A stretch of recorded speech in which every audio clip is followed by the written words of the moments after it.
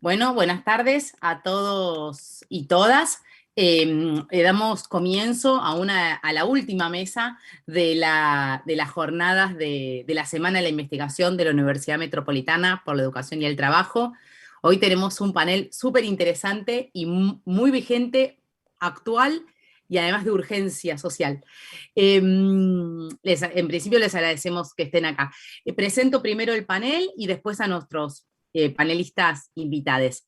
El panel lo titulamos Programas Sociales, Trabajo y Empleo, una agenda en reconstrucción, que organizamos en el marco del programa de estudios de economía popular y tecnologías sociales del CITRAUMET.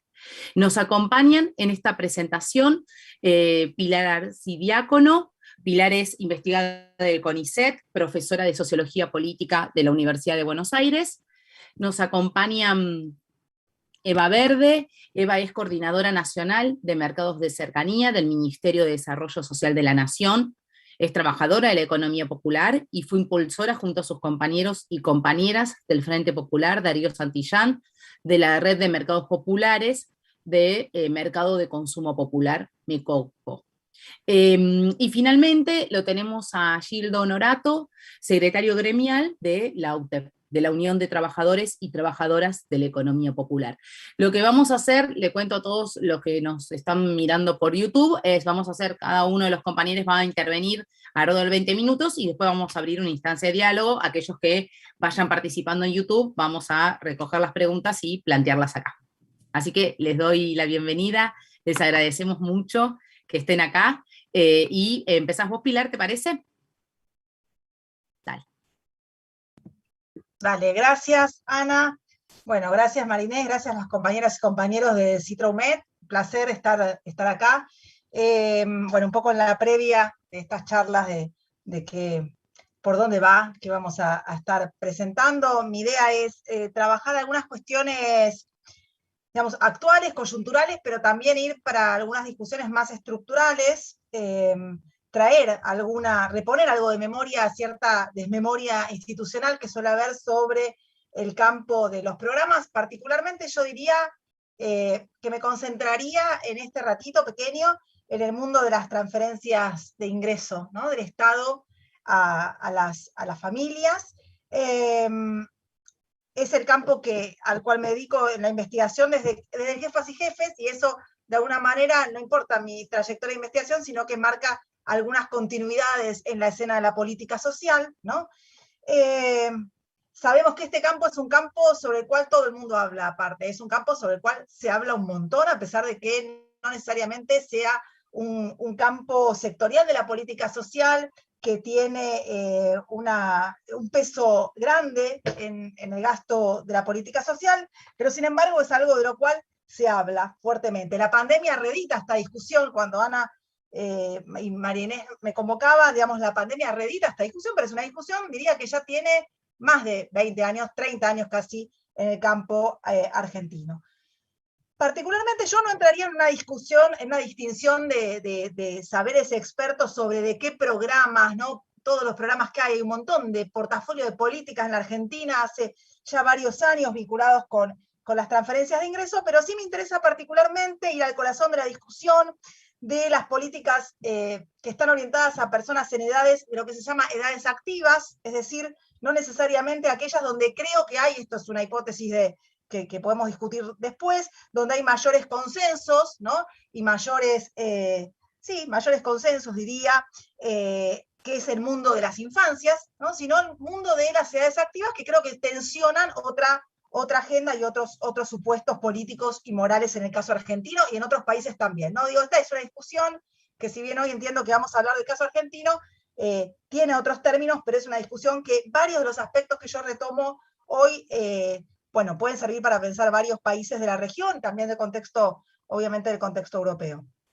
En este sentido, digo, este combo de políticas nos lleva a cantidad de memes, ¿no? Sobre miradas moralizantes, sobre la cantidad de hijos que tienen para cobrar las transferencias de ingreso, a los memes que podemos recuperar sobre el plan Descansar, en la Argentina Descansa, a cantidad de trabajos orientados a ver por parte del Estado en qué gastan el dinero entre comillas donado del Estado a las personas que reciben los programas sociales, Es decir, aparece una cantidad de cuestiones que están vinculadas con la centralidad de la discusión, que me parece que es interesante para dar hoy en esta mesa y en este espacio, que tiene que ver con que las transferencias de ingreso de alguna manera interpelan gran parte del orden político y moral argentino, y particularmente de una sociedad altamente basada en una matriz que por lo pronto podemos decir trabajocéntrica en un sentido bien amplio de las nociones del trabajo, ¿no?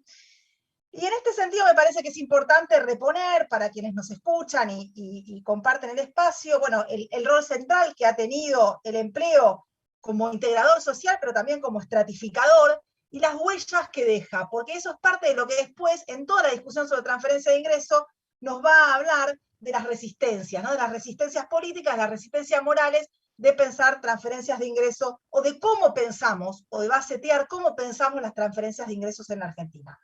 Creo que es importante recuperar que a pesar de que en los emergentes de la política social permanentemente aparece la idea del mientras tanto o la idea de cierta transitoriedad de la política social, esto hace muchos años lo venimos diciendo, las políticas de transferencia por las transformaciones estructurales del mercado de trabajo y de los formatos del capitalismo son políticas que se han hecho estables, ¿no? Digamos, vemos trayectorias, aquellos compañeros o compañeras que estudian el universo de las trayectorias de personas que reciben programas sociales, van estudiando estas trayectorias concatenadas. Esto ha hasta impactado en lo que es otro campo que algunos de nosotros estudiamos, la arena judicial. Hay cantidad de casos para el acceso y la permanencia, ¿no?, en los programas sociales en las sedes judiciales. Esto también es un tema que después por ahí me interesaría reponer.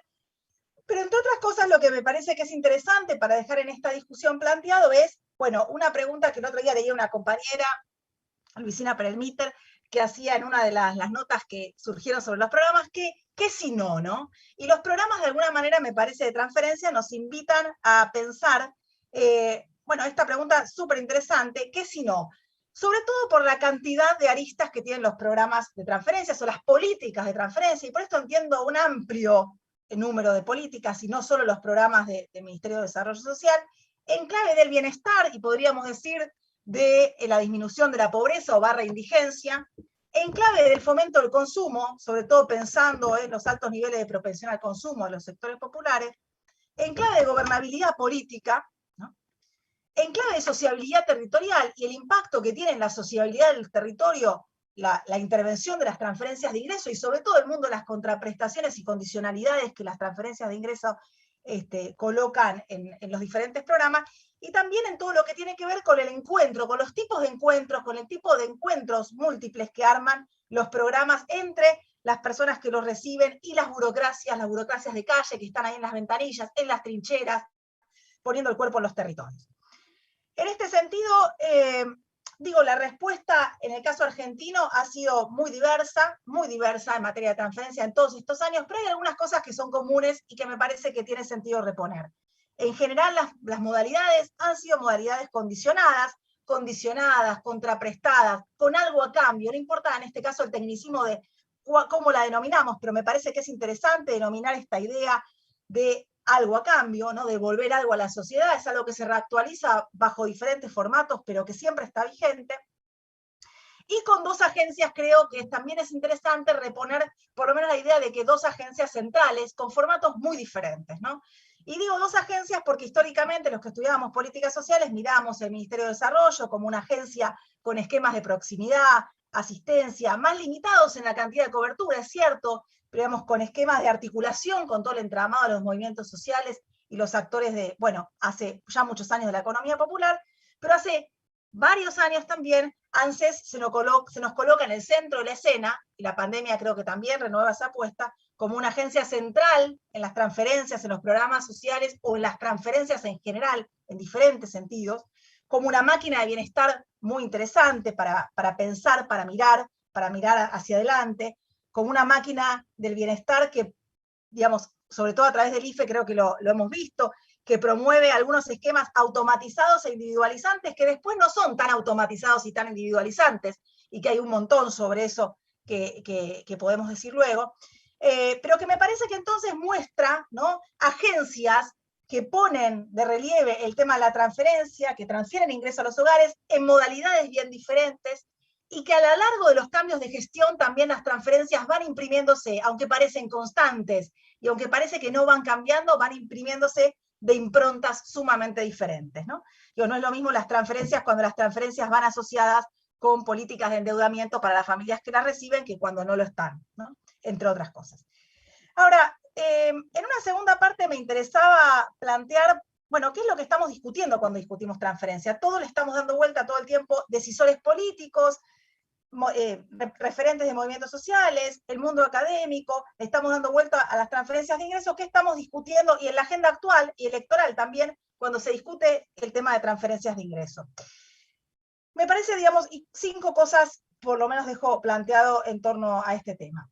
En primer lugar, estamos discutiendo efectivamente a quién, ¿no? ¿Quién es ese sujeto merecedor de la política de transferencias de ingresos? Se habló mucho en el marco de la pandemia, me parece que el marco de la universalidad recobró cierto protagonismo, ciertos actores que plantean y son defensores de esquemas universales, con todos los problemas que ello tiene. Mi intención es mantenerme en un espacio de cierta mirada situacional y pragmática sobre el Estado, de lo que el Estado pudo hacer hasta ahora, no de lo que yo creo que el Estado debería hacer, sino de lo que, digamos, el Estado fue haciendo hasta ahora. Yo creo que hubo un rebrote de la discusión universalista, pero rápidamente contrastada por las limitaciones del espacio fiscal para establecer políticas universales en materia de transferencia de ingresos, y también en términos de si es deseable que todo el mundo reciba una transferencia de ingresos y eso no puede generar tal vez incluso más inequidad. Hubo una discusión por ese lado bastante interesante. Y después, si no, esquemas que yo no quiero llamar focalizados, pero voy a decir no universalistas, esquemas que de alguna manera establecen cantidad de laberintos de criterios de merecimiento, donde ahí se habilita una cantidad enorme de mecanismos probatorios para evitar esos clásicos procedimientos que la política social conocemos bien, los pícaros, entre comillas, que se nos meten por la ventana, las trampas, ¿no?, para ingresar a la política social, y todo el repertorio de mecanismos que son propios de estas políticas que obviamente siguen vigentes. En segundo lugar, la pregunta de a quién, ¿no? La pregunta de a quién, que es una pregunta sobre el principio de justicia, ¿no? Es una pregunta básicamente sobre el principio de justicia, sumaría la pregunta sobre a cambio de qué, ¿no? ¿Qué condicionalidad? ¿Qué contraprestación? Y esta es una pregunta directamente vinculada por, bueno, ¿qué es aquello que puede pasar como legítimo, ¿no? ¿Qué es aquello que puede tragarse, ¿no? ¿Qué se puede tragar socialmente el argentino, la argentina, en materia de programas de transferencia de ingreso? ¿A cambio de que se banca la incondicionalidad? La única política incondicional que tuvimos fue el IFE, que tuvo que ver con las limitaciones propias del contexto de pandemia, pero en general ha habido una articulación con diferentes condicionalidades o contraprestaciones. Exigir algo a cambio, ¿no? Exigir algo a cambio que tiene un montón de sentidos. Por un lado, el tema de la ocupabilidad de las personas que lo reciben, las múltiples ocupaciones en términos de los programas y de las transferencias de ingreso, y que también alimenta un montón de cosas, y sobre lo cual el Estado después descansa, ¿no? En muchos casos alimenta todo el entramado territorial que sostiene parte de lo que el Estado en muchos casos no puede sostener. La pandemia fue un claro ejemplo, frente al cierre de las ventanillas estatales, el entramado articulado en torno a las contraprestaciones y las condicionalidades de las políticas sociales en el territorio, las militancias y las organizaciones, fue aquel que sostuvo gran parte de lo que el Estado no pudo sostener, o ayudó de última a llegar al Estado en aquellos momentos donde el Estado tenía más dificultades para ponerse de pie y volver al entramado de la presencialidad. En este sentido, entonces, digo, la pregunta sobre las condicionalidades o contraprestaciones o algún formato, y la pregunta sobre la incondicionalidad, me parece de lleno tiene que ver con, por un lado, una cuestión operativa, ¿no? Y por otro lado, básicamente, con el orden político-moral donde se estructura y que a la vez reestructura la política social. En tercer lugar, me parece que hay una discusión, bueno, acá claramente Gildo, Eva, actores más que legítimos para contar mucho mejor que yo, la discusión sobre el trabajo, ¿no? El trabajo y sus sentidos. Bueno, acá las compañeras también, investigadoras, lo mismo. El trabajo en dos sentidos, diría.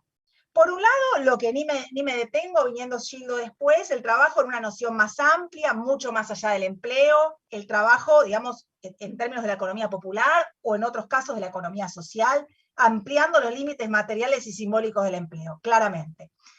En la economía popular, la economía social, los movimientos, el feminismo históricamente ha dicho un montón sobre esto, y en este sentido me parece que las transferencias han puesto de relieve fuertemente esto, pero también distinguiéndose, ¿no? Distinguiéndose fuertemente de la idea de vagancia. Pero también el trabajo aparece fuertemente en la agenda electoral, sobre todo en la agenda coyuntural, en la agenda política, asociado a la clásica vinculación con el empleo. Hemos visto en los últimos tiempos los intentos del programa Un Puente para el Trabajo, creo que se llamaba estrictamente, recuerdo el programa Empalme durante la gestión anterior. Es decir, aparece nuevamente a la escena la vinculación de los programas sociales al empleo. Esto desde la época de Jefas y Jefes hasta la actualidad hubo estos intentos, no veo, digamos, grandes diferencias. Creo que en definitiva hay algo de desconocer por lo pronto las limitaciones más estructurales del mercado de trabajo, pero lo que me importa a mí nada más destacar acá es, o dejar algún interrogante sobre cómo esto impregna, ¿sí?, estos discursos vinculados al trabajo en tanto empleo, pero también a el trabajo en tanto distinción de los vagos planeros, cómo va impregnando los sentidos, las subjetividades, y cómo va impregnando en el campo de las transferencias de ingresos la estratificación moral de la sociedad argentina, ¿no? Y esto me parece que es importante tanto para las élites políticas, pero también para el resto de, bueno, los referentes, las referentes. Por último, sí, dos menciones más antes de terminar. Otro de los temas, cuarto tema que me parece central en la agenda de qué discutimos cuando discutimos programas sociales, nuevamente reeditada la preocupación moral por el clientelismo social, el clientelismo político, el clientelismo social, ¿no? Digamos, nuevamente vemos en la agenda pública reeditada, creo que nunca se fue, pero la agenda electoral evidentemente amplifica ciertas discusiones. Vemos digamos, nuevamente la agenda del clientelismo, el problema de las mediaciones de los actores clave, de los actores territoriales, que en realidad uno diría de qué otra manera se puede dar sin mediaciones, más allá de que después le pongamos el mote, la etiqueta moral del clientelismo, ¿no? Pero es un tema que, insisto, nuevamente aparece fuertemente en la escena de las transferencias, aún con las prestaciones más individualizantes y más automáticas, como el ingreso familiar de emergencia. Finalmente, creo que el último de los puntos que distinguiría sobre qué estamos discutiendo cuando discutimos políticas de transferencia, programas sociales, era la convocatoria acá de las compañeras, está vinculado con, bueno, efectivamente, quiénes están quedando todavía, o quiénes van quedando fuera, ¿no? Este problema que me vincula con la primera pregunta, ¿a quién, no? No solo el clásico grupo de población que siempre fue quedando afuera, ¿no?, de los programas, que todavía no logra cubrir la asignación universal, personas con problemas de documentación, digamos, migrantes, eso también, en sede judicial, trabajándose, digamos, pero todo ese núcleo, sino también estoy pensando en dos grandes núcleos que me parece que es central para reponer en la discusión, de los trabajadores pobres, de los trabajadores pobres, y sobre todo, además, de todos aquellos y aquellas que están por fuera del mundo del entramado de las organizaciones sociales, aquellos sueltos. En el IFE aparecía muy claramente esta idea de los sueltos, las sueltas, en muchos casos para los cuales era una tragedia biográfica casi cobrar, recibir algo de la cara asistencial del Estado, pero que es interesante, me parece, para reponer no solo las clásicas poblaciones de la política social, ¿no? Y que eso tiene que ver fuertemente, y cierro con esto, tiene que ver fuertemente con la discusión en clave de la legitimidad política que van a tener de acá al futuro las transferencias de ingreso, ¿no? En términos de quiénes son aquellos merecedores de la política social o de las políticas sociales de transferencia de ingreso, y hay un grupo importante, ¿no?, que va quedando afuera, que va quedando en los bordes, que no es el clásico grupo que recibe o los programas sociales del Ministerio de Desarrollo Social o las intervenciones de ANSES a través de las asignaciones universales, y que me parece que, bueno, es bien interesante reponer, sobre todo en términos de la gobernabilidad y en términos de la legitimidad de la política social argentina. Cierro acá, Ana. Gracias. Muchas gracias, Pilar. Muchas gracias además por el cumplimiento del tiempo. Muy, muy necesario para poder debatir. Muy interesante todo. Seguimos, Eva, ¿seguís vos? Bien. Bueno, antes que nada, bueno, agradecer la invitación, por supuesto, estar acá con compañeros y compañeras es un orgullo. Decía recién Pilar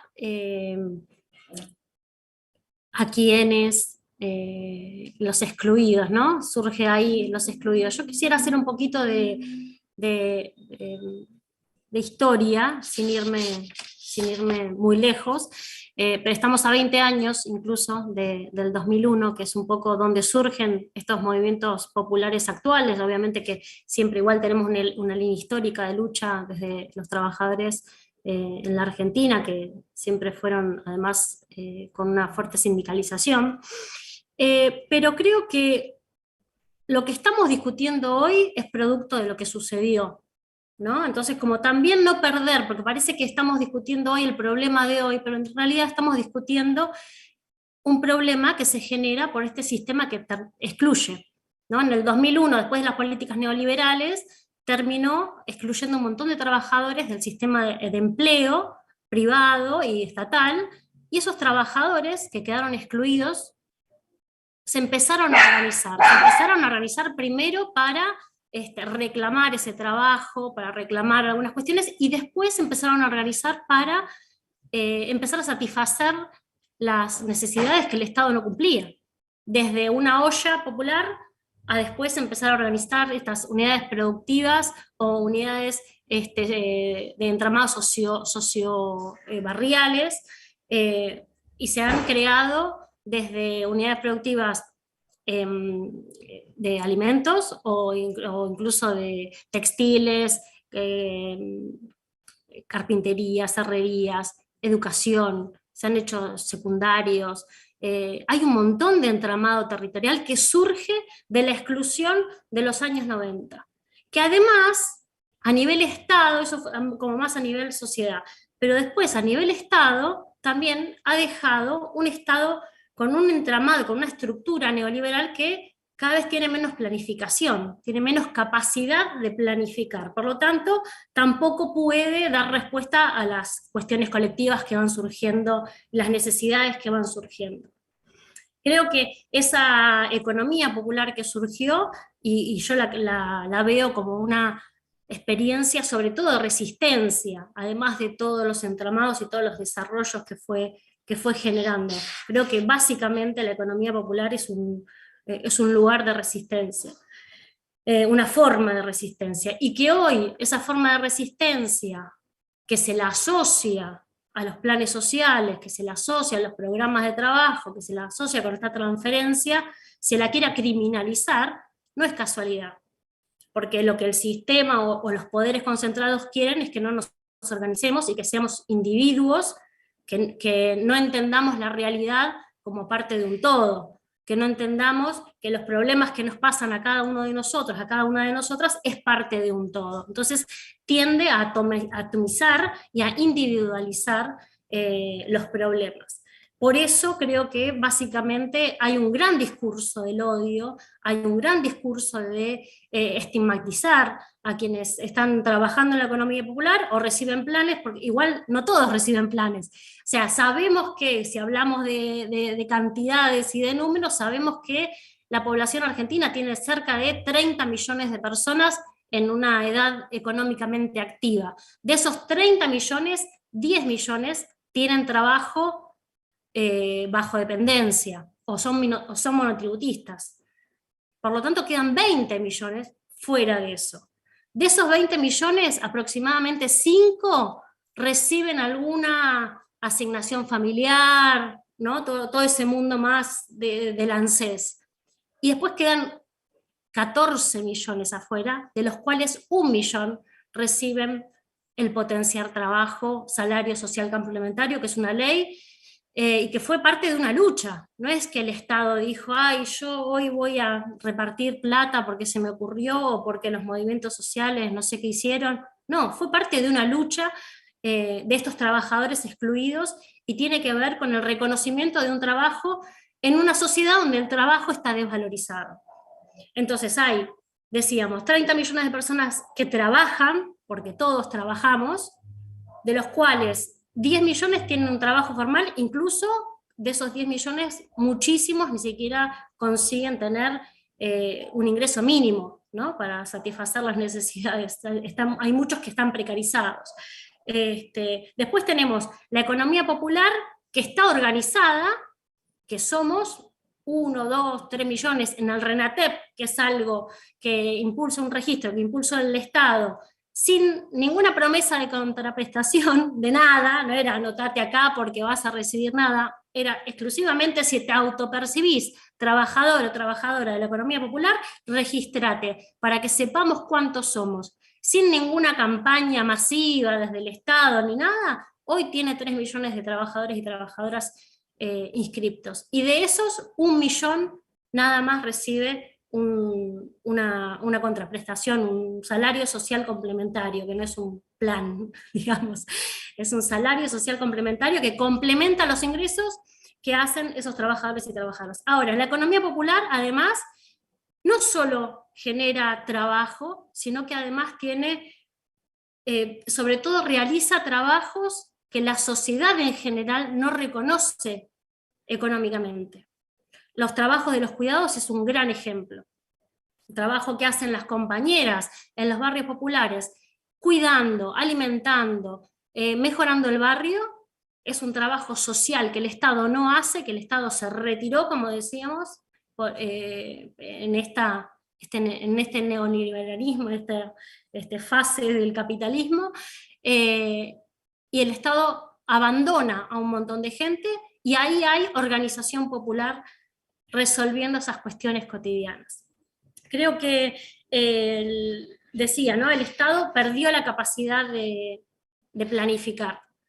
Entonces no tiene, todas las políticas que hace están totalmente desmembradas, incluso con cualquier otro programa sucede. A mí me sucede en el Estado, que estoy en un programa que construimos de comercialización, y no hay registros, nadie sabe cuánto es la gente que trabaja.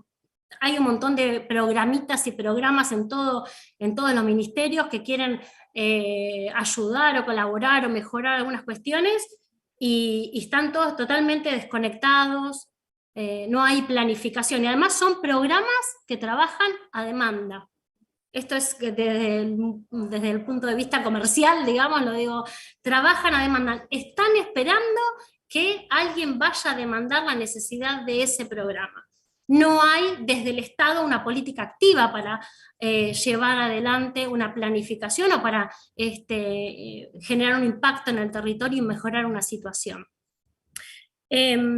Decíamos esto de que el Estado no tiene la capacidad de planificación, y que el IFE demostró que donde hay una necesidad se anotaron 9 millones, se anotaron 12 y terminaron pagando a 9 millones de personas. Entonces, ¿cuál es la salida? Porque podemos seguir haciendo diagnóstico, podemos seguir caracterizando la situación, pero ¿cuál es la salida? Si no es a través de una política de redistribución, de reconocimiento del trabajo, de ponerle valor al trabajo que todos y todas hacemos, y decía recién Pilar las cuestiones universales. También yo creo que los universos se definen. Qué sé yo, un universo podría ser el RENATEP, un universo puede ser, puede tener distintas cuestiones, pero los universos se definen. Sí, no me parece que tenga que ser por el solo hecho de existir y de respirar, que tenga que haber una política, porque hay un montón de formas de cruzar información por el consumo que tienen, por las tarjetas de crédito, es más, hoy en día, por ejemplo, el potencial trabajo se cruza con si tienen casas a su nombre, si tienen vehículos, digamos, hay un cruce de información que el Estado hoy tiene. Y también quería comentar algo respecto a las transferencias. Hubo una política desde el Ministerio de Desarrollo Social, que es una transferencia para paliar una situación de hambre, ¿no? En la Argentina tenemos una situación muy compleja con el hambre, y se implementó la tarjeta alimentar, por ejemplo, que a nosotras nos parece bien, porque donde hay una necesidad y donde vos tenés que parar la olla, bueno, no hay otra forma rápida, y universal de hacerla que no sea haciendo una transferencia. Ahora, ese tipo de políticas a veces tienen muchas complejidades. Por ejemplo, que lo que termina haciendo es dirigiendo el consumo hacia los concentradores, productores y comercializadores de alimentos, que son los que hoy además están aumentando los precios y generando una inflación mayor en los alimentos, que no son aliados políticos del proyecto que está gobernando hoy. Entonces, cuando uno hace también políticas universales y quiere solucionar algunas cuestiones o dar algunas soluciones, también tiene que pensar de qué manera y cómo se orientan esas políticas, porque nosotras lo que decíamos es, está bien, uno puede hacer una transferencia de recursos, pero lo que puede hacer también es orientar hacia dónde. Si nosotras esos recursos lo hubiéramos puesto a través de los mercados populares, a través del productor directo u otras formas, quizás hubiéramos orientado el consumo y hubiéramos hecho que la economía recircule y no quede en manos de grandes corporaciones que tienen sus casas matrices afuera, por lo tanto fugan los dólares, ¿no? Termina siendo dinero que se va del país. Creo que es necesario pensar una política universal, hay que pensar sobre todo que creo que también una de las cuestiones que tenemos que hacer como Estado, y creo que la UTEP sobre todo está haciendo un gran trabajo con eso, que es reconocer cuáles son los actores que participan económicamente en la Argentina. Los sistemas económicos, digamos, en la Argentina o en el mundo en general, se reconoce dos sistemas o dos subsistemas económicos, el privado y el público, que son los que se suponen van a generar trabajo y los que se suponen generan desarrollo y generan economía.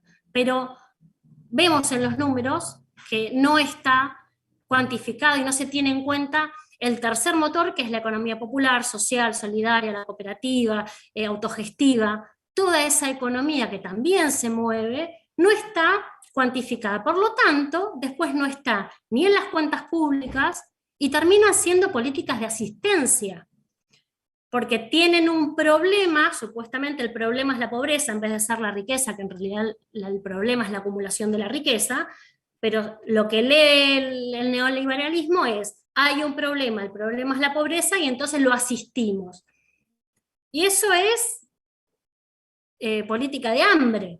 No es una solución, uno tiene que desarrollar ese potencial porque además no existe la posibilidad de que la Argentina o de que el mundo en general crezca y que la economía privada crezca y que la economía estatal crezca y pueda dar trabajo a la cantidad de trabajadores y trabajadoras que ha quedado fuera del sistema, que ni siquiera se los ve como consumidores ante un capitalismo que quiere producir e hiperproducir a que todos consumamos, ni siquiera se los tiene en cuenta como consumidores y consumidoras. Así que yo creo que hoy más que nunca está súper vigente la agenda que propone la UTEP de tierra, techo y trabajo para poder tener una reconstrucción en serio para incluir a todos y a todas. Muchas gracias.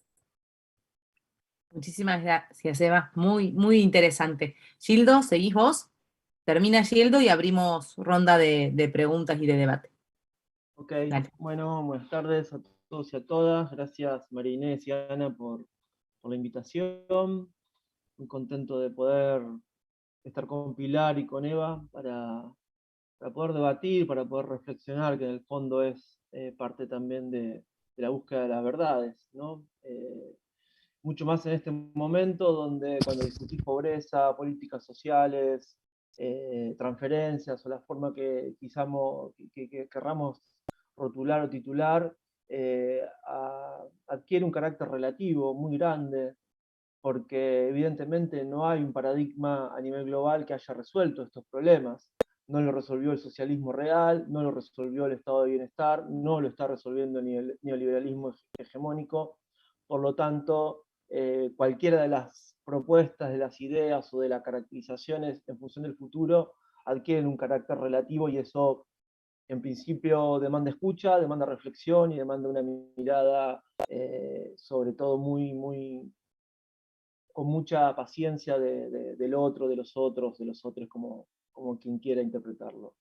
Partiendo de esa idea, creo dos cosas. Creo que los paradigmas evidentemente han cambiado y hay nuevas estructuras sociales que dan cuenta de una desarticulación del tejido muy profunda. Esto lo vemos muy claro a la hora de visualizar el mundo del trabajo, porque en el punto, cuando estamos hablando de políticas sociales, estamos hablando de la desarticulación del mundo del trabajo. Trabajo no es lo mismo que hace tiempo. Es más, no solamente trabajo no es empleo, o no son sinónimos, porque el empleo demanda un empleador y el trabajo no necesariamente. Esa es una primera característica del siglo XXI. Pero a la vez, ya igual trabajo no significa igual remuneración, que era otro de los axiomas que nos ordenaban socialmente. Y creo que a partir de ahí se van generando varios de los problemas, teniendo en cuenta, y muy en línea con lo que planteaba Eva, que hay una nueva conflictividad social, un nuevo conflicto social, una nueva cuestión social, le decimos nosotros. ¿Por qué? Porque siempre, sobre todo en el capitalismo del siglo XX, el conflicto social estaba vinculado al trabajo, a las huelgas, a los derechos laborales, al avance en la distribución de la renta. Y hoy la conflictividad social se encuadra de otra forma. Las organizaciones comunitarias, ante el retiro del Estado, ante la concentración de lo privado y ante el descarte social, vamos abordando distintas cuestiones sociales. Vamos abordando la organización comunitaria del trabajo, como bien lo describía Eva, pero a la vez en la pandemia quedó muy expuesto. La organización comunitaria de las respuestas sanitarias, la organización comunitaria de las respuestas educativas, la organización comunitaria de las respuestas comerciales, la organización comunitaria de las respuestas educativas. Y eso encierra la nueva conflictividad social, que lo que se visualiza, como también se decía acá, a través del estigma de la pobreza como problema de aquel que es pobre, aquel que transita esa situación de exclusión, y no como parte de un modelo económico hegemónico que ha excluido, que ha descartado y que ha condenado a millones de habitantes de la población global, y ni que hablar en Latinoamérica, que es la región más desigual, a la supervivencia básica. Y es ahí donde quiero poner el punto.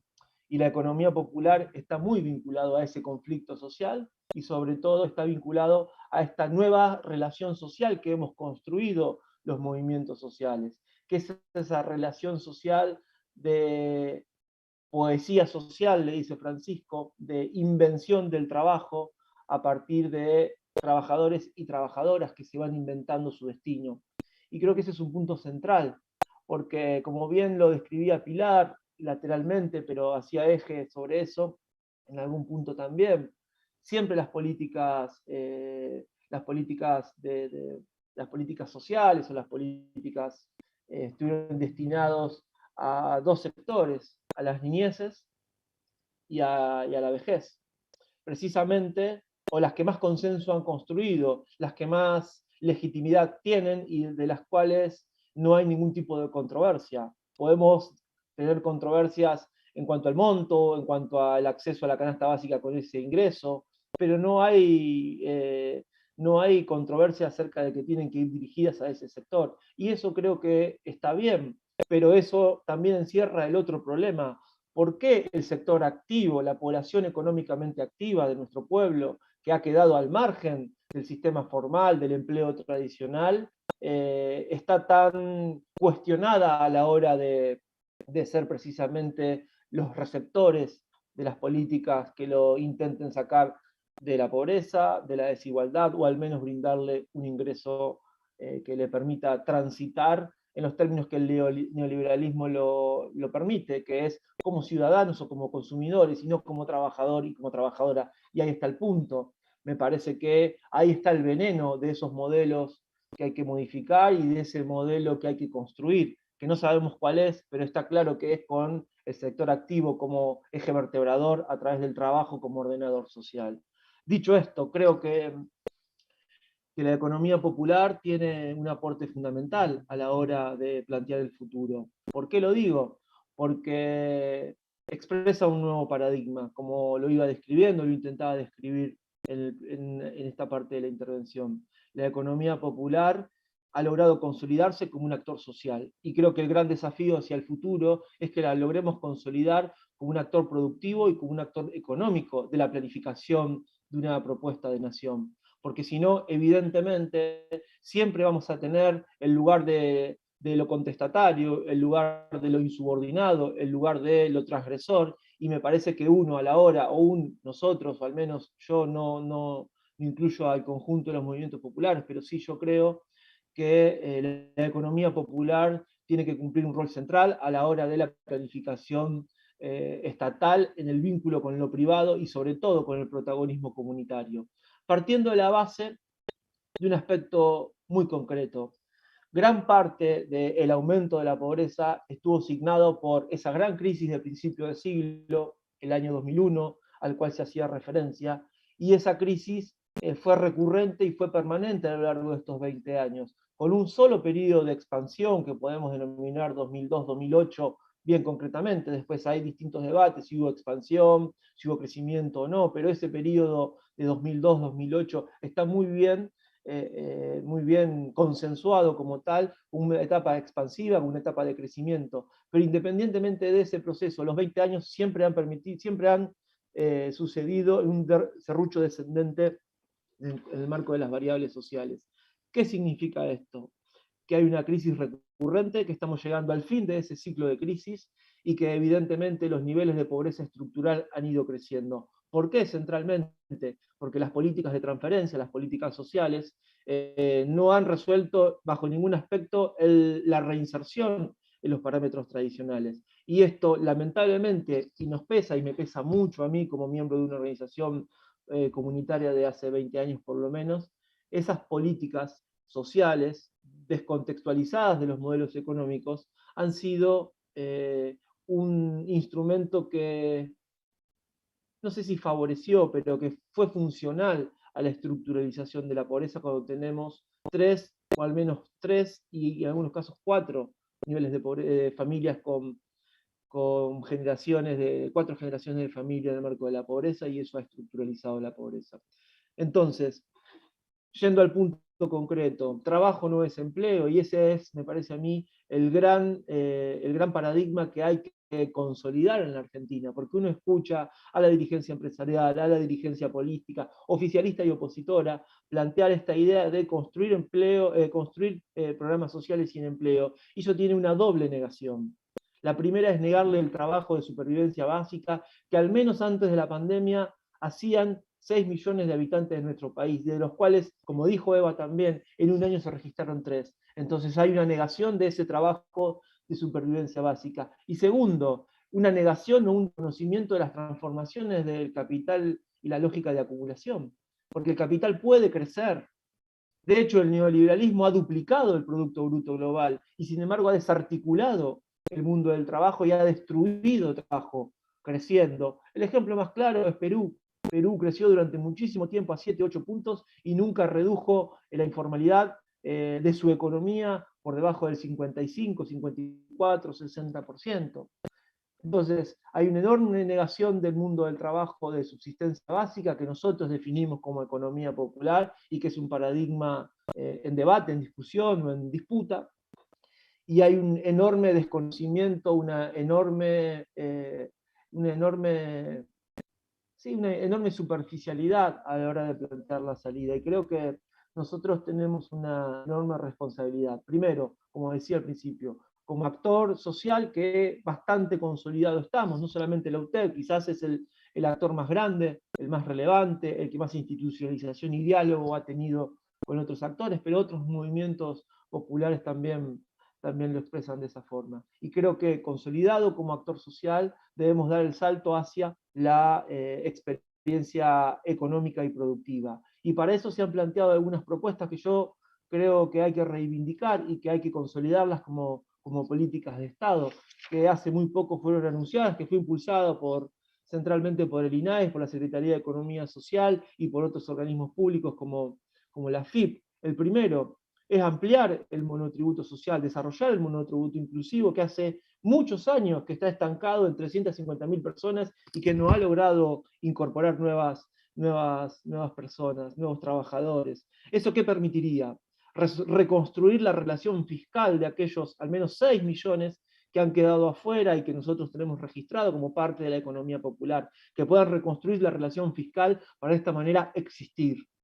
Segundo, otro aspecto que los movimientos populares hemos impulsado y hemos tratado de impulsar y que desde el INAES se viene trabajando mucho, acceder al crédito no bancario a través de mutuales y cooperativas. ¿Para qué? Para reconstruir la relación financiera de este sector. Es fundamental reconstruir la relación financiera. ¿Para qué? Para que pueda esas experiencias de la economía popular ganar en escala productiva, y sobre todo, algo que Eva conoce muy bien, es ganar en circuitos de comercialización y que sean estables esos circuitos de comercialización y que no dependamos siempre del Estado, porque esa es la otra discusión, no depender del Estado y sino tener una interacción con el mundo privado. Y el tercero, que ha habido experiencias de distinto tipo, es el compra estatal en articulación con el mundo privado, le agrego yo. ¿Para qué? Para consolidar y reconstruir la relación comercial. Creo que si nosotros impulsamos desde nuestro sector social esos tres aspectos, vamos a consolidarnos como un actor económico, vamos a consolidarnos como un actor productivo, y así sí poder discutir una propuesta de nación que incluya a nuestro sector y que permita que otros ganen. La verdad es que al menos a mí en este mundo no me genera ningún problema que los empresarios ganen. El problema es que nos permitan vivir. Y esa es la discusión, poner la dignidad del varón y la mujer, del ser humano, en el centro de la cuestión social a través del trabajo. Y creo que en esa dirección tenemos que avanzar. Digo esto planteando un aspecto que para mí es central, o por lo menos así lo hemos visto con muchos compañeros y muchas compañeras. La economía popular nuclea al menos al 25% de la población económicamente activa. ¿Con quién tenemos que vertebrar a la economía popular? La tenemos que vertebrar con el mutualismo tradicional, con las cooperativas tradicionales, para de esa manera ir construyendo un crecimiento económico de abajo hacia arriba, porque siempre progresistas, liberales, tecnocráticos, extractivistas, quien haya gobernado la Argentina, siempre han esperado el crecimiento económico para esperar desde ahí generar mayores niveles de inclusión. Y eso se ha demostrado como una política que ha fracasado en distintos momentos. Entonces, nosotros no podemos esperar el derrame, porque a nosotros además y a nosotras generalmente no nos llega, y mucho menos esperar los boom de consumo, que está vinculado a los consumidores y a los ciudadanos, y nuestro sector no sería parte de ese problema. En esa mentalidad, en ese paradigma, ni siquiera somos ciudadanos, porque no entramos en esa categoría. Entonces, esperar el boom de consumo está acompañado generalmente de niveles de inflación, no nos resuelve el problema, esperar el derrame no nos resuelve el problema. Si vinculamos a nuestro sector desde impulsando con el cooperativismo, con el mutualismo o el crecimiento de abajo para arriba, seguramente vamos a lograr empezar a saldar parte de lo que la crisis del 2001 todavía nos sigue haciendo padecer, que es la inestabilidad. Construir estabilidad para los sectores populares hoy se transforma en un factor estratégico para la planificación hacia el futuro. Y a veces esta crisis recurrente nos empobrece, nos excluye y nos excluye. Entonces, me parece que un poco tiene que ir por ahí el desarrollo de una propuesta de inclusión, ¿no? El debate sobre los programas sociales, el debate sobre el empleo y el trabajo. Y por último, para no extenderla, porque esto es como la terapia, se pasa rápido y no te das cuenta, creo también que es importante reivindicar algo que pueda aportar y que está en debate, que es esta idea de la intermediación o de la mediación social. Me parece que es un debate válido, es un debate justo, pero los paradigmas desde los cuales muchas veces se impulsa tienen un fondo tienen un fin que quizás es absolutamente controversial o problemático en función de las respuestas colectivas. Los sindicatos, las cámaras empresarias, la Unión Industrial Argentina, al construir mediaciones, permiten desarrollar planificación y estabilidad. ¿Por qué si le permitimos a las instituciones intermedias tradicionales actuar como intermediados, actuar como actores colectivos, actuar como actores sociales, no se lo permitimos a los sectores de la pobreza. Evidentemente, lo que hay ahí es parte del problema que también se plantea con las discusiones de las políticas sociales. Hay consenso en las niñeces, hay consenso en la vejez, y no hay consenso para el mundo del trabajo. Eso lo que encierra en el fondo es una política que intenta consolidar que los sectores populares no nos organicemos, no estabilicemos el país, no seamos un actor en la planificación económica, y en el fondo es mantener un cuadro de situación donde la crisis, donde la inestabilidad y donde la democracia sea cada vez más ajena a los intereses populares. Porque como bien dijo Cristina en su momento, queremos gobiernos que se parezcan a nuestros pueblos. Y para que los gobiernos se parezcan a nuestros pueblos, el Estado tiene que ser ocupado por los distintos actores de nuestra realidad.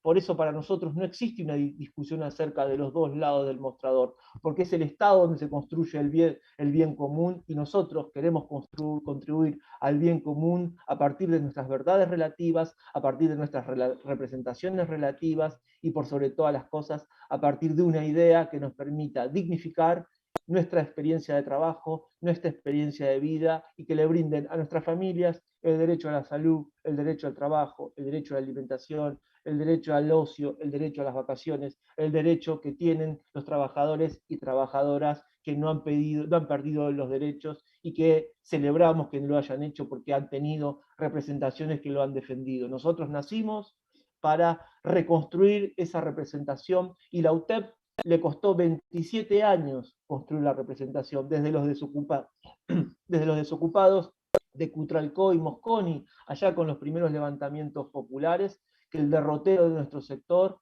le impidió constituirse como tal. Y hoy hemos dado un paso trascendental que lo vamos a cuidar, y sobre todo vamos a intentar marcar agenda para ser parte de la Argentina del futuro. Hasta acá, y ahora por supuesto sujeto a las preguntas. Muchas gracias, Gildo, y muchas gracias a los tres. La verdad que impecable las tres intervenciones. Me parece que me alegra mucho con Ana haber propuesto esta mesa para el cierre de la quinta semana de la investigación, porque venimos desde el CITRA, desde el PEPTIS, sumamente preocupadas y alarmadas con una suerte de discurso, diría, político y social instalado respecto de esta cuestión de que es necesario salir de los planes, que desconoce la enorme cantidad de cuestiones que ustedes fueron planteando. Yo como sintetizaría como en dos cuestiones, ¿no? Desconoce el trabajo que se realiza, pero el trabajo en el sentido no solo social, ¿no? Sino el valor de ese trabajo también económico, ¿no? O que contribuya a la economía, porque digamos, sabemos perfectamente que la labor que realizan vendedores ambulantes, cartoneros, etcétera, produce valor económico, digamos, ¿no? Invisibilizado. Amén del trabajo social comunitario. Entonces, bueno, ahí, y además desconoce la otra cuestión que a mí me parece que traen las intervenciones y que es fundamental, desconoce el trabajo colectivo que no solamente sostiene a quienes forman parte de las organizaciones, sino a barrios enteros, la vida de barrios enteros. Entonces, me parece que esas dos cuestiones que trajeron de distinta manera los tres, son fundamentales para tratar de intentar imaginar respuestas un poco más creativas de las que hasta acá han circulado para, voy a retomar dos maneras de decir algo que para mí es lo mismo que es, sino que traía al principio Pilar citando el trabajo de Luisina, o cuál es la salida, ¿no? Estamos, me parece, de acuerdo respecto de un paradigma que en realidad tenemos completamente internalizado, y que me parece que una de las cuestiones más complicadas es cómo hacemos para sacarnos de encima una ética del trabajo que fue fundamental para el desarrollo del capitalismo, ¿no? En los términos en que lo propone Bauman, ¿no? Esa ética del trabajo que, bueno, hay que ganarse el pan, digamos, ¿no? Y que es la que sostiene criterios de mérito a la hora de pensar cómo se generan políticas que se llaman de transferencia, pero que son de redistribución en el fondo, ¿no? Digamos, y en ese sentido, ¿cómo empezamos a tensionar los términos en los que hablamos de las cosas, ¿no? Y ahí nuevamente me parece que está buena esta idea de los universos que traía Eva respecto de, bueno, ¿qué es lo universal o cómo construir políticas en qué, ¿no? Si salir justamente de lo focalizado en clave, quién merece, ¿no? Y pensar esos méritos en clave de derechos, de acceso a derechos de poblaciones que quedan desposeídas, digamos, históricamente o más recientemente del acceso al mercado de trabajo, y de poblaciones que en ese proceso de desposesión en realidad generan riqueza, que está invisibilizada. Entonces esa invisibilización de ese trabajo, ¿no? No es solamente una invisibilización de un trabajo, insisto, social necesario, que sostiene la vida de barrio, sino también de un valor económico. Entonces me parece que esas dos cuestiones las trajeron de distinta manera y que son fundamentales, y entonces nos felicito de haberlos invitado, a Ana y a mí, de haberlos invitado para tratar de buscar, a ver si le encontramos la vuelta, por lo menos hacernos otras preguntas, si se quiere, no sé si responder un problema que evidentemente está resultando difícil, no solo y esa es la tercera cuestión que me parece súper interesante de esta idea de con la que habría Pilar respecto a la sociedad trabajocéntrica, ¿no? Que bueno, que no es solo de la Argentina, pero que acá tiene un peso particular, ¿no? Nos parece que fuera un problema que tenemos que poder resolver a nivel nacional, cuando a nivel internacional no lo están pudiendo resolver. Entonces pareciera que en la Argentina somos capaces de encontrarle la vuelta a algo que en el mundo no están pudiendo, digamos. Y eso también me parece importante, ¿no? Por el peso que tiene cierta idea de sociedad, digamos, sí, de acceso a derechos, que esa es la última cuestión, ¿no? Me parece que por ahí algo que me gustaría preguntarles, si pueden como desarrollar un poco más, que tiene que ver, bueno, con cómo en esta búsqueda de la salida encontramos formas de generar acceso a derechos, ¿no? Que no pasen por el trabajo asalariado, que no pasen por la formalización, digamos, no la formalización en términos de institucionalizar, ¿no? Formas de trabajo, sino la formalización en términos de... Y la última cuestión que me parecía sumamente importante, que tiene que ver con con tratar de buscar una salida que, digamos, que ponga sobre la mesa que esta, digamos, que cómo ir más allá de una idea de pensar en clave individuo, ¿no? De una relación del individuo con el mercado, ¿no? Cuando sabemos, en particular la economía feminista lo ha venido señalando, digamos, que nadie, digamos, que todos sostenemos la vida gracias a otros, o más bien a otras. Entonces, bueno, ¿cómo podemos desacoplar en esa necesidad, digamos, de desacoplar, ¿no? Trabajo-empleo, de encontrarle la vuelta en esas búsquedas de salida, ¿no? ¿Cuál es la salida? Pensar en una respuesta que no pase por una relación individuo-mercado o ¿no?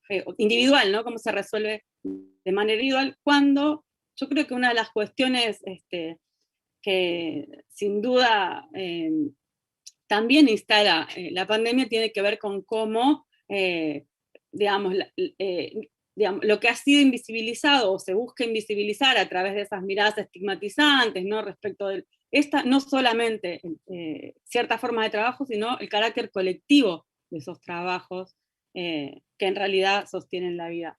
Entonces, bueno, nada, simplemente eso fueron algunas de las cuestiones que me surgieron escuchándolos, que me parece que aportan en esta búsqueda colectiva de tratar de construir salidas, ¿no? a este callejón sin salida, me parece, en el que pareciera que estamos todos de acuerdo que por ahí no, pero por donde sí resulta más difícil, ¿no? De encontrarle la vuelta, y por ahí sí traer un poco a la mesa esta cuestión respecto de, bueno, cómo buscamos formas de responder a esto, bueno, que de alguna manera la UTEP instala con tanta contundencia, que es, bueno, hay trabajo pero no hay derechos en estas formas de economía, y cómo se construyen esas formas de protección o de acceso a derechos para ese porcentaje, esos 6 millones, digamos, que no son insisto, a mí me parece que ahí hay una cuestión que tiene que ver con los organizados, pero los sueltos también, ¿no? En esos 6 millones sin duda,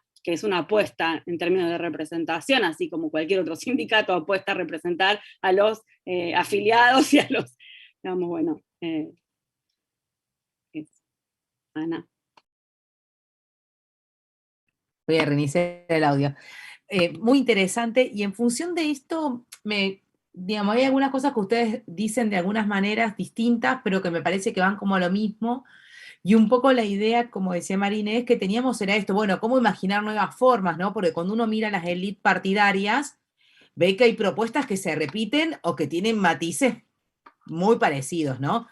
Hace poco Massa presentó un proyecto Puente, que es muy parecido al Plan Empalme, ¿no? Hay ahí como algunas continuidades, y esto que decía Marinés, ¿no? Como poca creatividad que se ve de esos sectores, en contraste con lo que uno ve como del mundo popular, que pareciera que hay como más inventiva e innovación.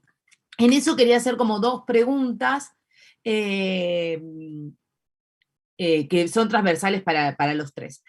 La primera tiene que ver con esta discusión entre universalismo y focalización, que es una falsa disyuntiva, a mi entender, pero que está muy presente todo el tiempo, ¿no? Y eso, para mí, hay que encontrar una alternativa a pensar en esto, porque tanto Pilar como Eva, de modos distintos, pero dijeron eso, digamos, eso obtura el debate. Terminás discutiendo qué es lo universal, ¿no? Además, terminás reduciendo la complejidad que tiene un proceso como la desigualdad, que no lo abordás solamente con una política por más universal que sea, ¿no? Pero pareciera al mismo tiempo que hay un rechazo a cualquier tipo de política focalizada, ¿no? Como si eso fuera una política enlatada que no tiene nada que ver con las realidades sociales. Entonces, uno de los ejes tiene que ver con eso, cómo salir de esa falsa disyuntiva que, en definitiva, lo que termina haciendo es como correr el eje acerca de cómo garantizar derechos.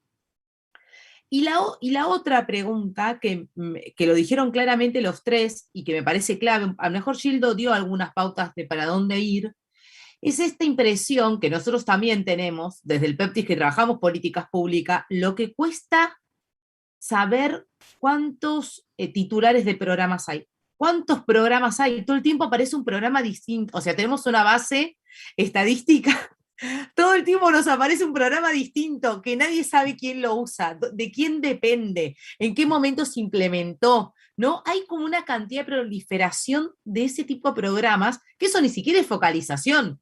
Digamos, me parece que tiene que ver más con lo que dice Eva, de cero capacidad del Estado de planificar, más que con focalización en sí mismo. Y con eso les quería preguntar si ustedes ven como alguna posibilidad de reordenar eso y para dónde lo ordenarían, ¿no? Las organizaciones vienen apostando como al proyectar trabajo, pero me parece eso también, digamos, para Pilar, digamos, ¿cómo ven esta posibilidad de reorganizar? Porque en realidad lo que termina sucediendo ahí es como una participación. Digamos, metodológicamente yo diría que nuestros resultados de investigación dan lo mismo que dice Eva, que en realidad tampoco terminan llegando a nadie, ¿no? Porque el tipo de compartimentación estatal, cómo se aplica y todo eso, termina como incluso reafirmando cierta ineficacia que tiene la política social, ¿no? Y en ese sentido me parece que ahí hay algo de eso. Y la última cosa que quiero decir, más en torno de reflexión que de pregunta, pero sí me parece que hay algo que decía Eva y un poco Gildo, que me parece que es clave, que es empezar a discutir la riqueza, ¿no? Y yo a eso le agregaría discutir la rentabilidad de los empresarios, porque en el capitalismo es cierto que los empresarios ganan, ahí hay una discusión de cuánto quieren ganar, porque me parece que cuánto quieren ganar va en detrimento de lo que ganan todos los otros. Y entonces ahí sí me parece de cómo pensar un discurso desde el campo popular. Me parece, digamos, que habría que pensar, no digo que lo pensemos ahora, pero sí me parece que hay que instalar ese debate de, bueno, ¿qué significa la rentabilidad? ¿Cuánto es la rentabilidad empresaria? ¿Cómo se genera la riqueza? Porque ahí también me parece que hay una clave como para correr el eje de pobreza-riqueza, y que eso lo que implicaría, sobre todo, me parece, es dejar de estigmatizar a los que son pobres, ¿no? Que es un poco lo que hace el neoliberalismo de modo permanente, y que toda esta proliferación de lo que estuvimos hablando hoy termina como reafirmando. Si quieren, lo que podemos hacer es que vuelvan a intervenir en el orden que expusieron. ¿Sí? Y dale. Bueno, todo es súper desordenado. Tengo 83 papelitos que no me voy a entender ni uno, fiel a mi estilo. Bien. Voy por parte. A ver, con respecto al tema de producción de información. Bueno, este es un clásico. Acá sí que no hay novedad de ninguna gestión, digamos. O sea, el clásico de los clásicos es que no, digamos, no es lo mismo igualmente, ahí sí me parece que está bueno lo de mirar los rostros del Estado y de manera diferente. Hay agencias que son mucho más ordenadas en cuanto a la información y disponemos un montón más de información que otras. En este sentido, corre por cuenta mía decir que, por ejemplo, el Ministerio de Desarrollo Social no es la agencia que más información tiene sobre los programas, o que más que tiene, digamos, que en general comparte. Hay un problema, digamos, seguro hay un problema de interoperatividad estatal. Los programas siempre fueron así, digamos, hay un montón de imágenes, ¿no? La idea de archipiélagos, los programas de placas tectónicas, hay un montón de imágenes que nos ayudan a entender que los programas evidentemente siempre funcionaron de esa manera.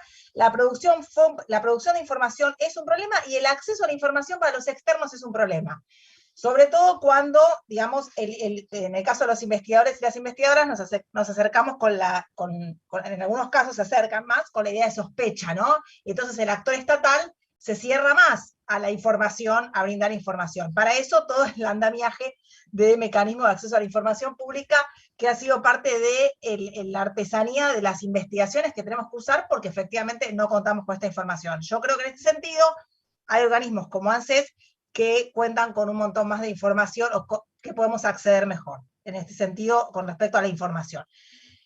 También pensaba, escuchándote, Ana, María Inés, que la pandemia, digamos, en ese sentido, nos brinda algo, lo único bueno que puedo sacar de la pandemia, creo, una mínima ventajita en algo vinculado con esto, que es que yo quiero pensar, nosotros estuvimos haciendo un campo grande con varios colegas en el marco de un proyecto de investigación sobre el tema IFE, que el Estado mejora sus bases de información sobre la población a través del IFE. ¿No? Digamos, ahí hay una, digamos, gana capacidad. Esas bases de información que tenían un montón de problemas, digamos, y que hubo un montón de problemas con el IFE, y ya todos sabemos sobre eso, digamos, ahí hay un salto en términos de capacidades estatales con esa política. Entonces digo, me parece que ese es un punto, por eso yo lo retomaba en la presentación, lo ponía en esta mesa, porque sobre todo es un punto importante para un nuevo grupo poblacional, que me parece que hay que atender de cara a pensar una estrategia futura, ¿no? Un grupo desclasado fuertemente en el marco de la pandemia y que continúa, por cierto. Y después entiendo que, y ahí bueno, Eva y Gil lo conocen 40 veces más que yo, entiendo que también el salto en términos de producción de información del RENATEP también es un lugar donde se puede descansar para generar una política, digo, en términos colectivos, tal vez, aunque un montón, si los datos no me fallan, como hay mitad de las personas que están en RENATEP que están en el marco de actividades individuales, lo cual también es un tema para pensar esto, de a qué ato las transferencias, ato al individuo o ato a proyectos colectivos. Y yo creo que no tengo tan clara la salida desde ya, pero creo que el tema es no pensar esto de manera dicotómica. Tal vez haya algunas personas que recibirán de manera individual, tal vez haya algunas personas que recibirán de manera a través de un entramado colectivo. Y en general esto se planteó muy dicotomizado, como vos decías, Ana, lo de universal focalizado, digamos, y se reprodujo esto. Y me parece que esto se puede pensar esquemas que, digamos, sigan sosteniendo por parte de las organizaciones y de los entramados colectivos y otros que no, digamos, que tengan que ver con un formato más de tipo individual. Por eso también reponía esto de las agencias, me parece de las agencias diferentes de la política social, que antes no teníamos y que, bueno, que ahora particularmente tenemos. Después, algunas cosas sueltas, era obvio que iba a ser un caos.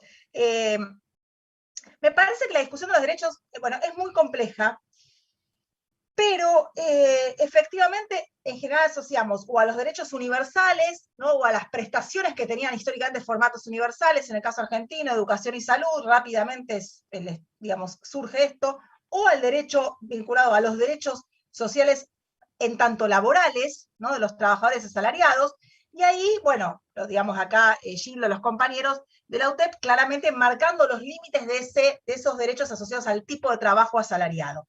Pero digamos, hay toda una discusión de pensar también y reconciliarnos con la idea de derecho a la asistencia, que me parece que es bien interesante también para reponer acá. No solo en términos discursivos, que es cambiarle a todos los programas el nombre y ponerle derechos, que esto es parte de lo que, digamos, de lo que sucedió en los últimos 20 años, con la impronta de los derechos en la jerga, ¿no?, de la política pública, de que cambiar beneficiarios por sujeto destinatario, y esto lo vimos en todas las páginas, en las páginas web, sino en lo que implicó en las improntas de la política, las concepciones de derecho a la asistencia, y lo que implica también, digamos, poner a prueba un derecho, ¿no? A mí no me importa, y si hay un abogado acá seguramente me va a matar, no me importa en términos legales si es un derecho o no es un derecho, sino me importa en términos políticos, me importa en términos de cuando se dirime en una sede judicial una asignación universal para mujer migrante, una asignación universal para mujeres privadas de libertad, que hace años que estamos con un montón de causas vinculadas con esos temas. ¿Cuál es el alcance de ese derecho? ¿No? ¿Cuál es el alcance de ese derecho? Entonces, digo, sacaría la discusión estrictamente de lo legal, del reconocimiento legal, para pensar, recuerdo los planes jefas y jefes, los primeros litigios en materia de planes sociales que fueron en jefas y jefes cuando se cerró la inscripción, los jueces no sabían qué hacer con esto que asimilaban a una prestación alimentaria, porque los jueces de la Seguridad Social no podían comprender que un plan social se dirimiera en una sede judicial, ¿no? Y eso hoy por hoy, digamos, cambió muchísimo, y tiene que ver con cómo fueron ganando la entidad de derechos ciertas prestaciones sociales, más allá del reconocimiento normativo, que a mí mucho no me importa, sino, digamos, en términos políticos, en términos de discusión pública y en términos de la discusión tribunalicia, sobre todo pensando en este actor tan particular. Dos cosas más, y no acaparo más, pero escuchándolo a Gildo, escuchándola a Eva, la preocupación, digamos, esta idea que hablábamos de la matriz moralizante del empleo, más que del trabajo, ¿no? Yo decía, me corregí a mí misma, del empleo, efectivamente se ve con la preocupación por el egreso, y estos recurrentes puentes, empalmes y todos mecanismos de ese tipo, pero también se ve permanentemente cuando se discute el monto de las prestaciones. Creo que Gil lo tiró por ahí y me parece que es interesante, porque, digamos, históricamente, recuerdo los planes Trabajar, el Jefas y Jefes después, el tema de que la prestación sea un monto que no sea tan importante como para que fomente, ¿no?, para que fomente o para que desincentive cualquier ingreso al mercado de trabajo, como si efectivamente a esa persona le estuvieran llegando 80 ofertas de todas las empresas nacionales y multinacionales para ingresar. Digamos, el potencial, lo que llamamos en la jerga de la política social, el potencial desmercantilizador de la prestación, ¿no? Y de ahí todo el laberinto de las incompatibilidades. Y si decíamos que nos costaba tener acceso a alguna información por parte del Estado sobre programas, planes, etcétera, quiero que todos reconozcamos la dificultad enorme de entender el mecanismo de las incompatibilidades, doctorados completos para entender cómo es el laberinto de qué, digamos, si esto es incompatible con esto va, ¿no? Digo, todo lo que se arma en ese entramado, que ahora algunas de esas cuestiones de las incompatibilidades se están, digamos, revisando, pero que me parece que es central, y que arma también un entorno burocrático enorme para poder dirimir todo ese laberinto del mundo de la política social. Recuerdo en el IFE, todos en la pandemia, intentando colaborar con las inscripciones de un montón de personas, tratando de ver, bueno, qué programa sí, qué programa no. Bueno, esto es parte, me parece que es central. Y tiene que ver directamente, nuevamente, con el problema del famoso desincentivo al trabajo, a pesar de que todos los organismos internacionales y la academia y todo el mundo ha hecho 80 investigaciones sobre el no desincentivo, que no se comprueba ninguna relación con el desincentivo al trabajo por parte de quienes reciben programas sociales, ¿no? Que no habría ninguna relación de ese tipo. Bueno, cierro acá, ahora tenía algunas otras cosas, pero no acá. Muchísimas gracias. Eva. Bueno, sí, es difícil los apuntes. Todos tenemos anotaciones. Recuerdo cuando salió la propuesta de ley de convertir los planes en trabajo, que salió un meme enseguida, que decía, convirtamos las cuentas offshore en trabajo, ¿no? Un poco creo que va por ahí el tema, de cómo discutir un poco la lógica, ¿no? Siempre estamos discutiendo la pollera corta, estamos discutiendo estamos problematizando lo que en realidad es una consecuencia, y sí, obviamente discursivamente hay que trabajar fuertemente por desarticular todos esos discursos que son bastante machistas, ¿no? También en el fondo, peyorativos, etc.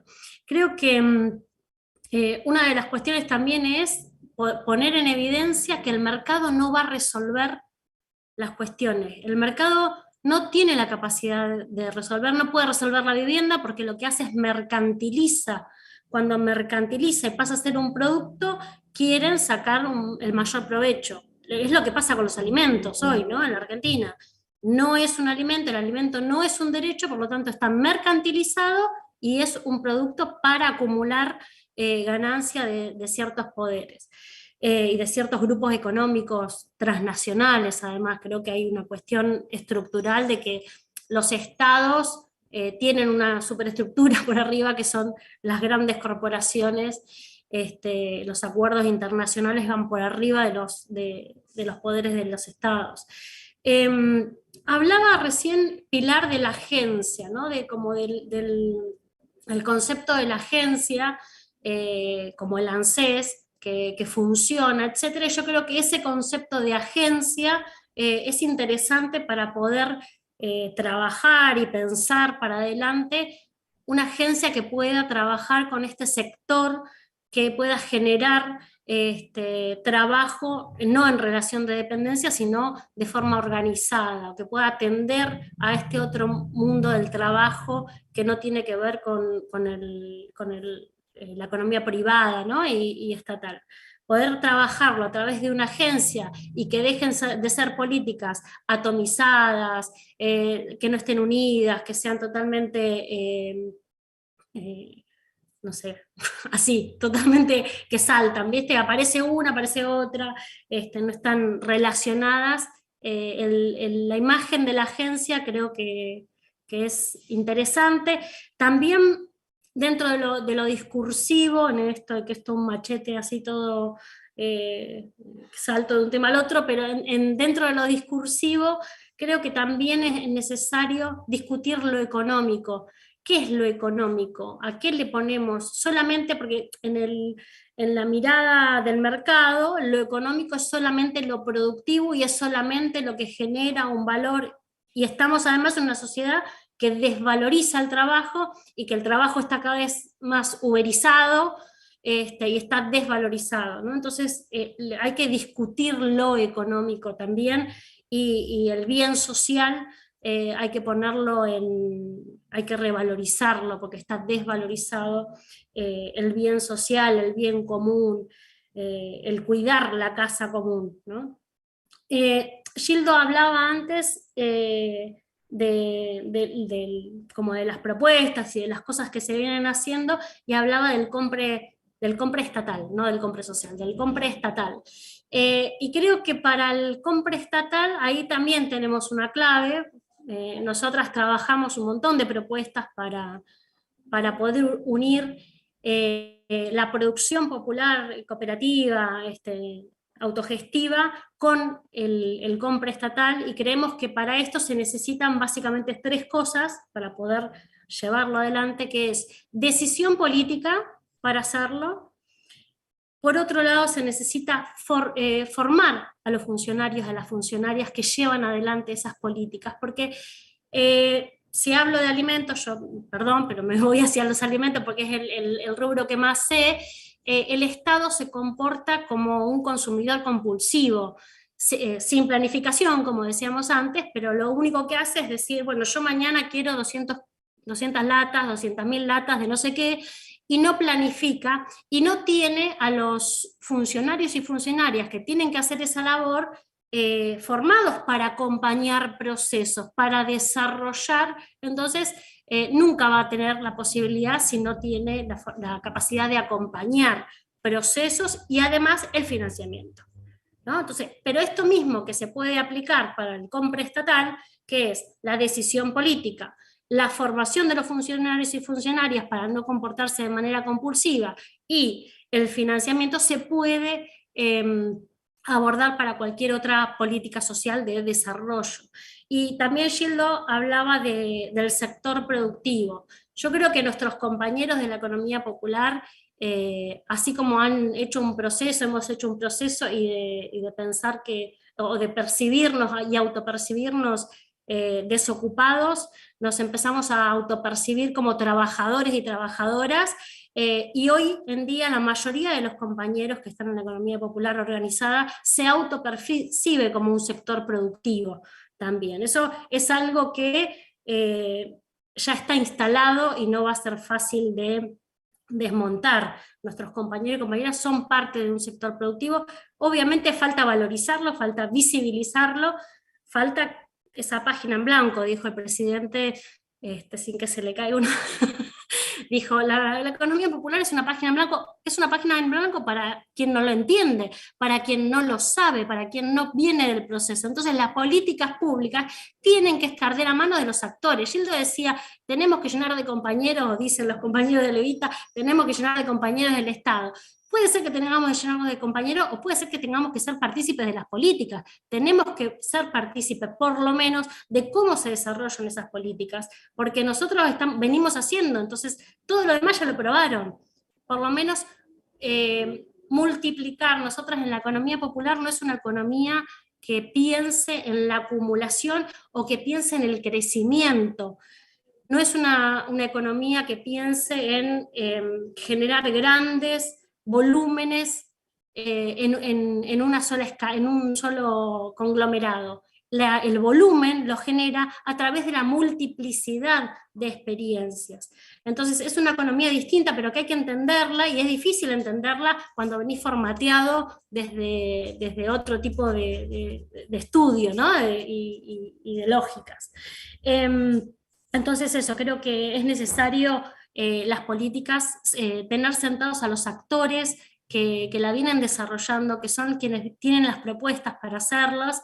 Algunas propuestas tenemos para hacerlas, y por lo menos empezar a probar con estas ideas de agencias, con estas ideas de hacer el acompañamiento, y como decía antes, de poder identificar y poder visibilizar que existe otro sistema, otro subsistema económico, que es la economía popular, social y solidaria, que además no es solamente productiva, sino que pone en valor económico otras actividades. Gracias. Muchísimas gracias, Eva. Gildo. Bueno, un montón de cosas, y a medida que iban hablando Pilar y Eva, iba reformulando las ideas que tenía para aportar a las preguntas o a los interrogantes. Creo que, primero, la UTEB, los movimientos populares, siempre propugnamos por plantear políticas de Estado para el sector. El eje vertebrador siempre fueron impulsar políticas de Estado, ley de emergencia social, ley de emergencia alimentaria, ley de la economía popular, ley tierra, techo y trabajo, ley de envases y ley de contraviolencia de género. Me parece que el rol nuestro fue impulsar políticas de Estado, el rol nuestro es impulsar políticas de Estado. Los cupos es un tema del Estado, la distribución de los cupos es un tema del Estado, no es un tema nuestro, porque eso implica como decía Pilar al principio, el debate fiscal. Eso nosotros nos excede en un punto, nos excede en el punto de la ejecución, pero no nos excede en el punto de discutir la riqueza, como decía Eva. Quiero dar dos ejemplos. En Estados Unidos, una democracia muy permanentemente referente de los liberales. El impuesto a la herencia, 50%. Impuesto a las ganancias, 50%, a los sueldos más altos. Me parece que después no sé qué hacen con eso que recaudan, ¿no? Está claro que no va a resolver los problemas de desigualdad, porque los niveles de desigualdad que se ven en Estados Unidos son muy parecidos a los niveles de desigualdad que tenemos en Sudamérica y en Latinoamérica. En Sudamérica sobre todo, en Latinoamérica creo que es otra realidad. Entonces me parece que sin grandes ideas extraordinarias, hay instrumentos. Si copiamos la democracia norteamericana, como quieren copiarlo algunos, bueno, ahí tenemos 50% el impuesto a las herencias, 50% el impuesto a las ganancias. Como para empezar, me parece a mí, y eso debería ser algo que lo podríamos resolver. El problema es que está el lobby y los intereses. Entonces, primero, políticas de Estado, el cupo es un tema de políticas para el sector, el cupo es un tema del Estado. Segundo, discutir la riqueza. Hay modelos de economías y de democracias altamente avanzadas que se podrían copiar. Con respecto al debate universalización-focalización, que creo que es un debate muy recurrente, me parece que antes de mirar la realidad de nuestro sector, tenemos que mirar cómo funcionan otros sectores. En el marco de el trabajo tradicional, el trabajo formal, existen leyes laborales y después convenios colectivos por actividad. En el caso de la industria, existen distintos parámetros para lo que es la industria metalmecánica, para lo que es la industria del conocimiento, para lo que es la política de servicios, para lo que es la logística. Entonces, y cada uno demanda sus incentivos y tiene sus propias problemáticas. En el caso de la economía popular es más o menos similar. Nosotros, dentro de ese segmento de los 6 millones que hablamos, de los 3 millones que están registrados, al menos podemos visualizar 3 grandes segmentos que demandan 3 tipos de respuestas distintas. El primer segmento es el que está estructuralizado en la pobreza, 3, 4 generaciones de familias al margen del sistema. Ese sector que demanda políticas de cuidado, acompañamiento, mucha presencia del Estado, un desarrollo comunitario y sobre todo el compromiso institucional comunitario para brindarle ordenamiento social, brindarle una mínima integración a los parámetros del funcionamiento común.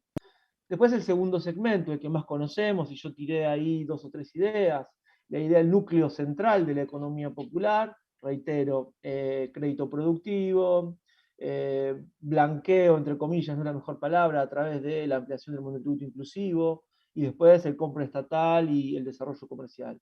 Ese es el núcleo de la economía popular, la inmensa mayoría de esos 3 millones que están registrados de forma individual o de forma colectiva, no importa, creo que ahí se puede desarrollar. Y después, el núcleo minoritario de la economía popular es al cual se dirigen todas las políticas de los políticos en campaña. Llámese Tomada, llámese Triaca, llámese Massa, por decirlo de alguna manera, ¿no? Esta idea de el plan social transformarlo en empleo. Esa es la minoría de nuestro segmento. A ese sí, brindémosle capacitación intensiva y recuperación de empleabilidad. Entonces, la economía popular, los sectores del mundo de la pobreza o de los sectores descartados, si bien tienen características similares, como cualquier otro segmento productivo, social o económico de nuestro país, tiene características propias. Entonces, me parece que hay que verlo de esa manera. Es un universo que tiene determinadas características de acuerdo a la forma en que esté anudada a la supervivencia básica o el desarrollo productivo. Después, creo que está vinculado la salida de estos problemas al modelo de país.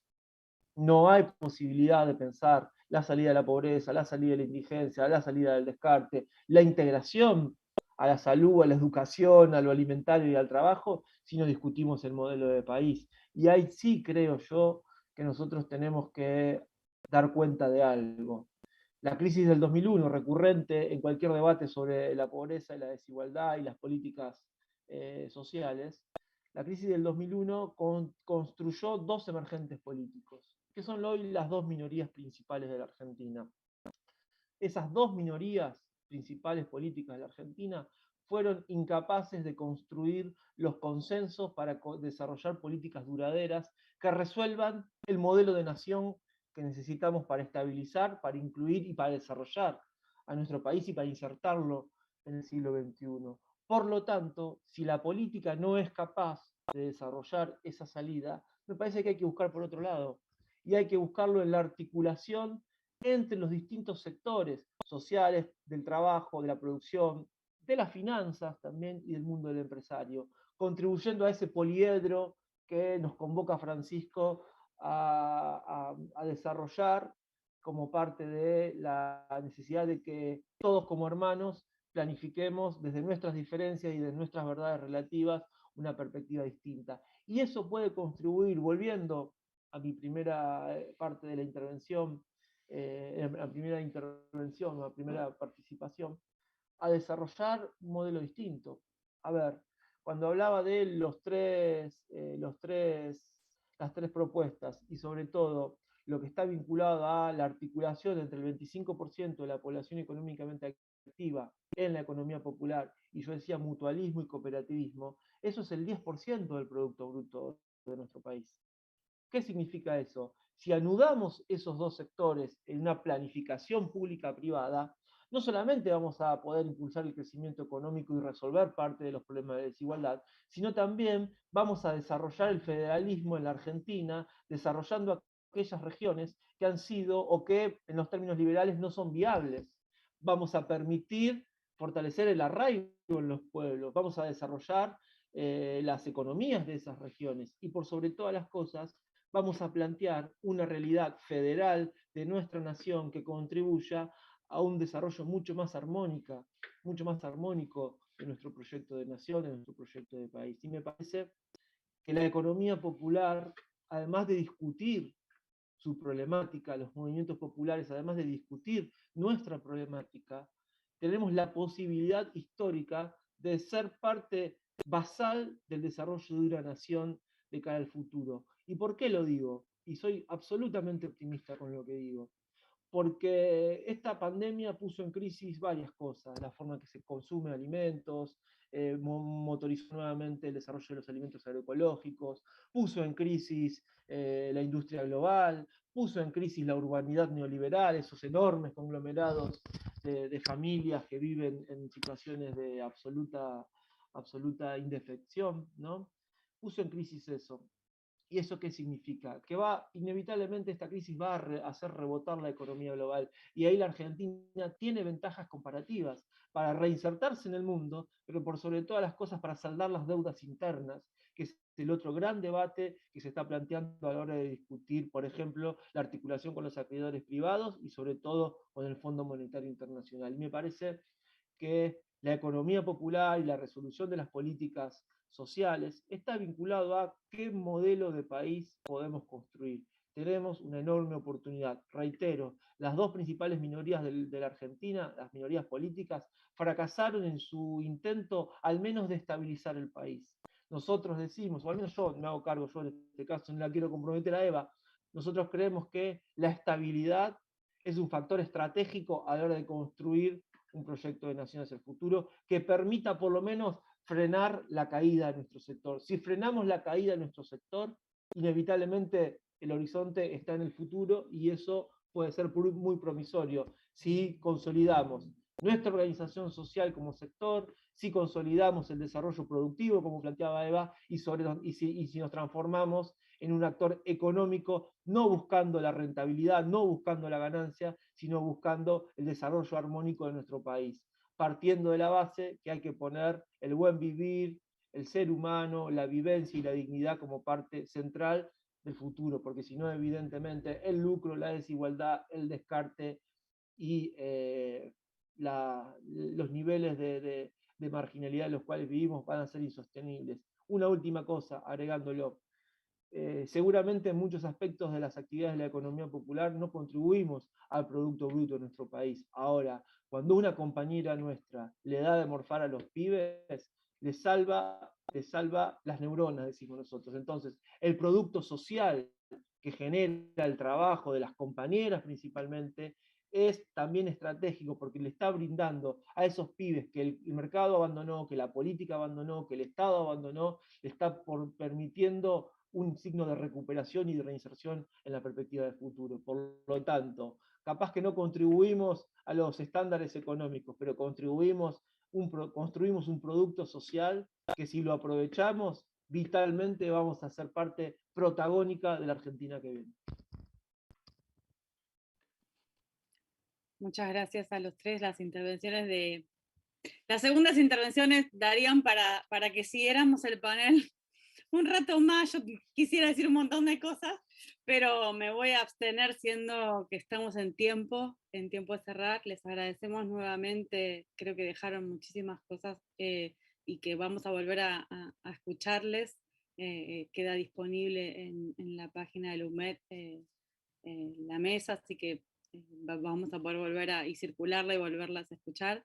Dejaron, me parece, muchísimas cuestiones para pensar esta agenda en reconstrucción, que es necesaria, es urgente, y bueno, y agradecerles nuevamente a los tres por las intervenciones y a quienes nos están siguiendo, que nos hayan acompañado en el cierre de una semana intensa de trabajo.